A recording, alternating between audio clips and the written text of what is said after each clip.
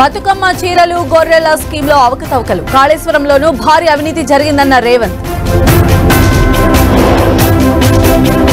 రాష్ట్రంలో law and order దెబ్బతిందన్న Harish. హామీల అమలులో మాట తప్పారంటూ విమర్శ.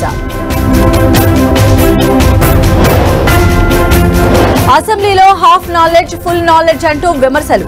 హరీష్ రావు కోమటిరెడ్డి మధ్య మాటల మంటలు. కాళేశ్వరం ప్రాజెక్టు పైన కాంగ్రెస్ బీఆర్ఎస్ డ్రామాలు.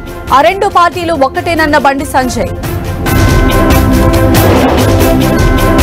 బోగత జలపాతానికి భారీగా చేరుతున్న వరద. సందర్శకులను నిలిపివేసిన అధికారులు.